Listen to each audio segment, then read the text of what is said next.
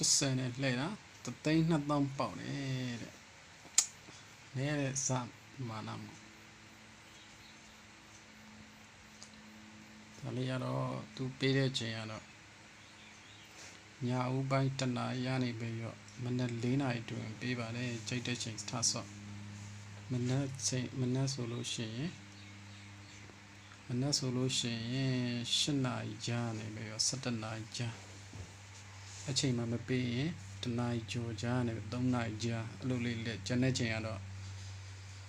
white check ကတော့80နဲ့လှည့်တော့တခါကျ4,000-5,000လောက်ကုန်ပါတယ်အိမ်မှာကလေးမဖို့မကြံတော့ဘူးမိမအောင်သမင်းဟိစိတ်မကြံတော့ဘူးနည်းနည်းပါးပေါက်ပေးပါအောင်ဆိုတော့မျက်နှာမကြည့်ဘဲနဲ့ white ပါပါတယ်ကျန်တဲ့ချိန်ကတော့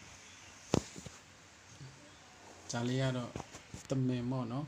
အမှန်ပြအပြည့်ကျပါတာပါ80နဲ့ပဲကျွန်တော်ကတော့ပုံမှန်80နဲ့ပဲစော့တယ်လောဘလည်းမတက်ဘူးသူပေးရတယ်မပေးရင်မယူတာအကြီးဆုံးပေါက်ဘူးတာ80နဲ့ဆိုလို့ဒီ3,200,000အပြင်ကိုအောက်ထစ်ကကျွန်တော်ဟိုပေါက်ဖူးပါတယ်3,000ခွဲ80နဲ့အဲ့ဒါပမာဏအများဆုံးပဲကျွန်တော်ကတော့မပေါက်ဘူး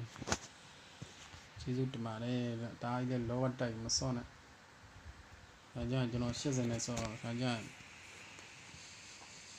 မှုံပြီးတော့စော့ပါများ3,000-4,000လောက်ကုန်တယ်အရှုံးတော့နည်းပါလေကျွန်တော်သူပေးတဲ့ချိန်နဲ့စော့ရတာပေါ့ဒါလေးအခုမှကျွန်တော်အစမ်းလေးတင်ပေးလိုက်နောက်ဆိုရင်ကျွန်တော်စော့တဲ့ဟာလေးကိုလိုက်လုပ်ပေးမယ်စော့တဲ့ဟာကိုတခြားတင်ပေးမယ်ဒီလေးလည်းများများကြည့်